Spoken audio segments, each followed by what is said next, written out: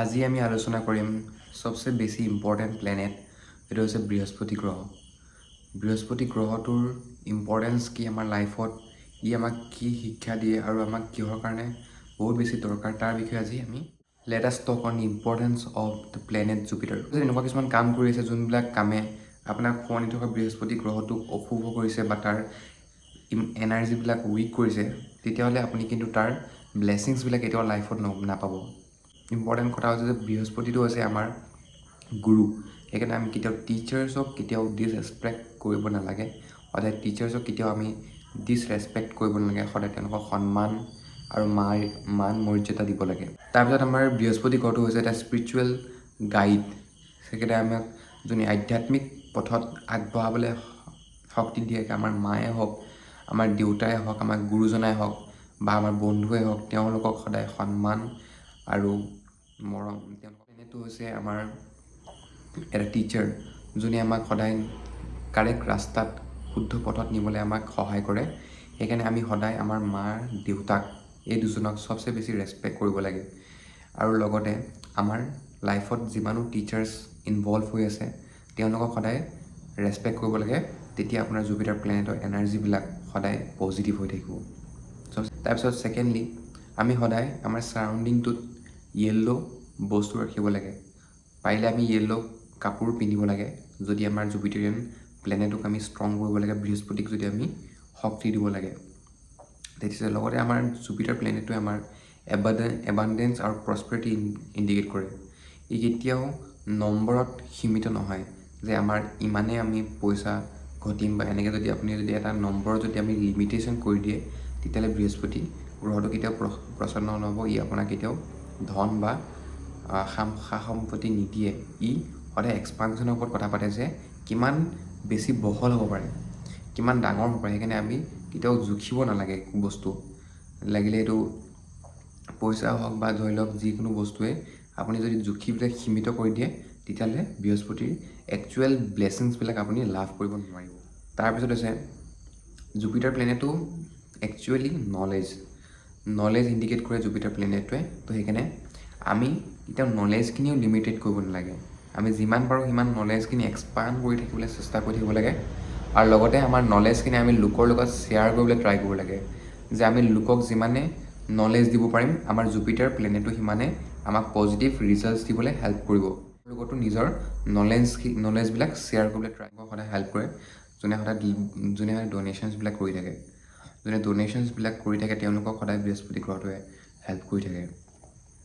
আৰু আমি লোকক যিমানে বেছি যিমানে বেছি দান কৰিব পাৰিম, সিমানে আমাৰ ব্লেছিংছ জুপিটাৰ ব্লেছিংছবিলাক আমি প্ৰাপ্ত কৰিম। জুপিটাৰ প্লেনেটটো সদায় 32 এজৰ পিছত এক্টিভেট হৈ যায়। কাৰণ আপোনাৰ যদি জুপিটাৰ গ্ৰহটো যোনটো ঘৰত বহি থাকিব, যোনটো হাউচত বহি থাকিব, সেই হাউচটোৰ আপুনি ৰিজাল্টছ পাব সদায় 32 এজৰ পিছত। আপোনাৰ হৈ গৈছে যদি কেনেবাকৈ 4th হাউচত বহি আছে, তেতিয়াহ'লে আপুনি ঘৰ বনাব যদি আপুনি আশা ৰাখিছে, ঘৰ বনাম বুলি ভাবিছে, মাটি কিনিম বুলি ভাবিছে, তেতিয়াহ'লে আপুনি 32 এজৰ পিছত এই ঘৰ আৰু মাটি বনাব পাৰিব। তাৰপিছত মাটিত কিনিব পাৰিব। তাৰপিছত আপোনাৰ যদি 9th হাউচত যদি বহিছে, তেতিয়াহ'লে আপোনাৰ ভাগ্য উদয় 32 এজৰ পিছতহে হ'ব।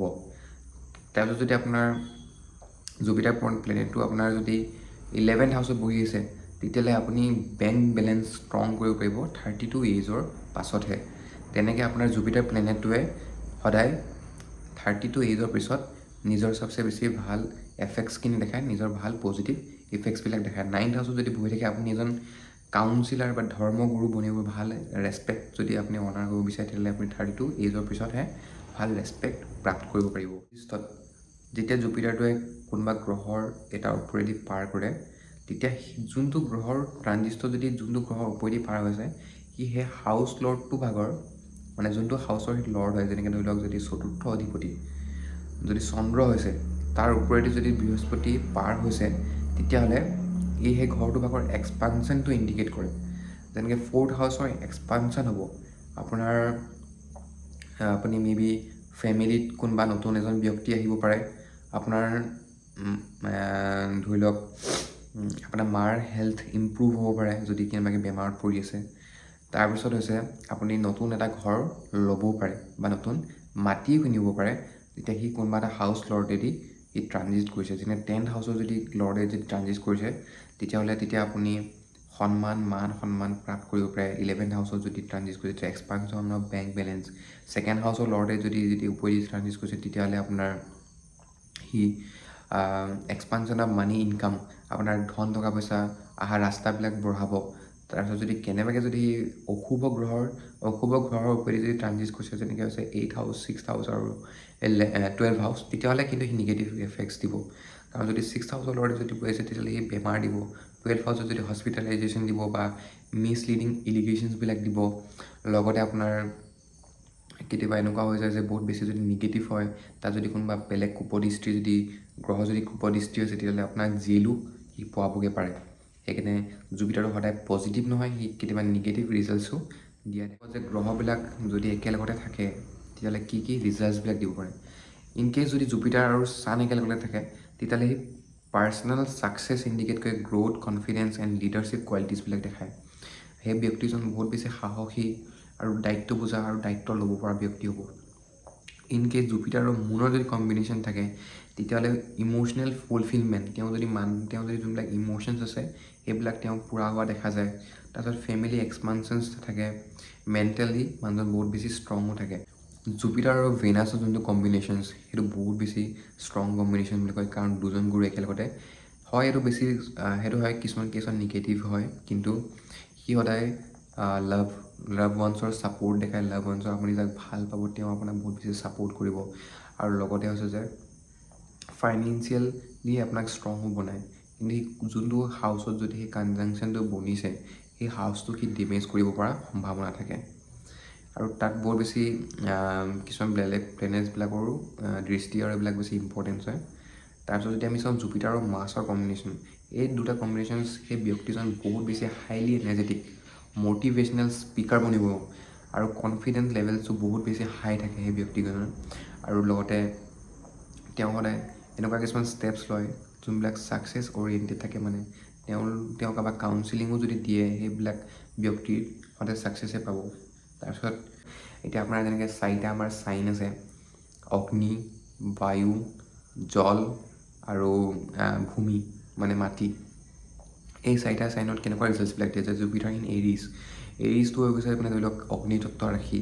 তো অগ্নিতত্ত্ব যদি এৰিজ চাইন বা সেইবিলাক অগ্নিতত্ত্ব ৰাশি যেতিয়া লিঅ' এনেকুৱা যদি থাকে তেতিয়াহ'লে জুপিটাৰবিলাক কেনেকুৱা ৰিজাল্টছবিলাক দিব। তেতিয়া ব্যক্তিজনক সেই হাউচটোৰ লগত ৰিলেটেড সি বল্ড আৰু ছাপৰ্টিভ আৰু লিডাৰশ্বিপ কোৱালিটিছবিলাক সি ইণ্ডিকেট কৰিব। যদি লগ্নতে থাকে তেতিয়াহ'লেতো মানুহটো গোটেই ব্যক্তিটো আৰু মাতৃস্থানত যদি থাকে মাতৃগৰাকী হ'ব তেওঁ তাৰ ক্ষেত্ৰত।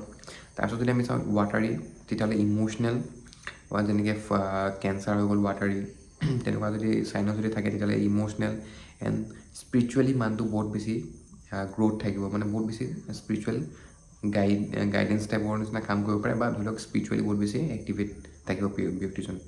এয়াৰ যদি থাকে তেতিয়া বহুত বেছি ইণ্টেলেক্ট আৰু ছ'চিয়েলি এক্সপাণ্ডেড পাৰ্চন, মানে বহুত বেছি মানে ওচৰ পাঁজৰ মানুহবিলাকে ধৰি লওক বা তেওঁৰ বহুত বেছি পপুলাৰিটি আছে in case in social media also', মানে ছ'চিয়েল মিডিয়াতো তেওঁ বহুত বেছি জনা ব্যক্তি হ'ব পাৰে।